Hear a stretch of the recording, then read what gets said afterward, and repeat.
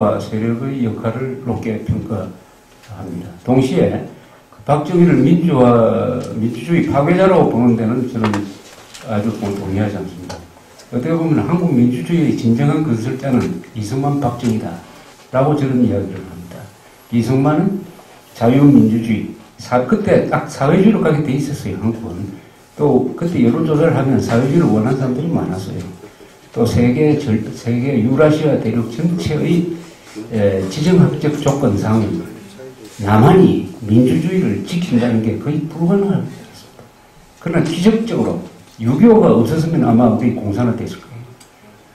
기적적으로 대한민국이 민주주의의 도루 역할을 했습니다. 물론 미국의 도움이 있었죠. 그 다음 박정희는 그 민주주의가 제대로 기능하기 위해서는 부자 나라가 되지 않으면 인권이고 뭐고 이거 안 된다. 일단 나라가 부자라야 되고 군대가 강해야 된다. 토국 강병. 그 다음에 민주주의가 온다. 빵이 먼저고 자유는 따라온다. 이런 생각을 가지고 있었어요. 인권, 민주주의 가장 큰 거는 뭐냐? 먹고 사는 문제입니다. 의식주 해결이 저는 인권의 한 70%가 된다고 생각합니다. 배가 고픈데 인권은 있을 수가 없어요. 박정희는 배고픈 것을 해결해 준 사람이에요. 우리 민족사에서 처음으로 박정희 시절에 배고파서 죽는 사람, 굶는 사람이 없게 됐습니다.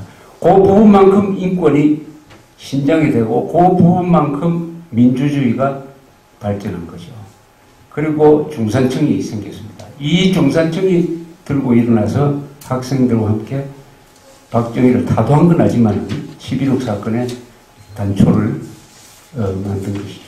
그래서 한국의 민주주의라는 말은 조금 너무 정치적으로 많이 쓰이니까 자유민주주의 시장경제 이 체제를 만들어낸 데는 여러 사람들이 같이 협력을 했습니다.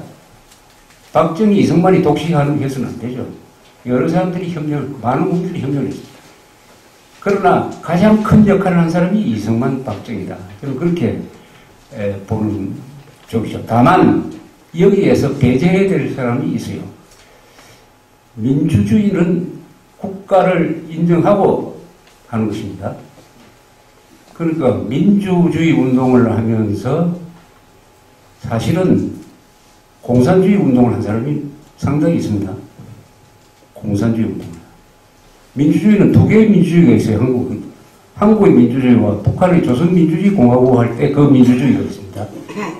그 한국식 민주주의 운동을 한 게 아니라 북한의 민주주의를 하면서 민주화 운동을 했다고 사기를 치는 사람들이 있습니다. 그 사람들은 우리가 종북 세력이라고 그러죠. 요새는 북한을 추종하고 따라가는 그 사람들을 배제한 사람들. 그 중에는 감옥에 간 사람도 있고 뭐 많습니다. 근데 요새 가장 이승만, 박정희를 높게 평가하는데 앞장선 사람은 김동길 교수 같은 사람, 다 유신 시절에 감옥에 갔던 사람. 저도 박정희 있을 때 기사 잘못 써가지고 잘린 적이 있습니다. 전두환 정부 때 2번 해직이 됐다가 복귀를 했어요.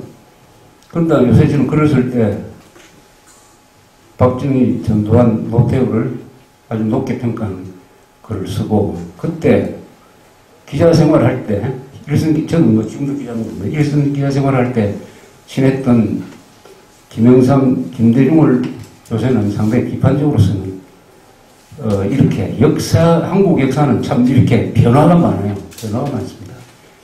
유건일 씨라고 조선일보 이분은 이승만, 박정희 시절에 7년 동안 감옥 생활을 했습니다. 요새 글을 쓰면 이승만, 박정희 가장 높게 평가하는 글을 쓰고 있습니다. 한국 역사는 이렇게 변화가 많아요. 변화가 많습니다. 가장 미워했던 사람을 시대가 지나면 가장 높게 평가하게 되고 가장 좋아했던 사람을 시대가 지나면 가장 미워하게 되는 역사라는 것은 단순히 역사라는 것은 풍부한 겁니다. 역사라는 것은 많은 사람들이 참여한 드라마예요. 이 역사를 이야기를 할 때는 너무 단정적으로 일면적으로 개인적으로 이야기를 해서는 그건 역사라고 할 수가 없는 것이다. 이렇게 생각을 합니다.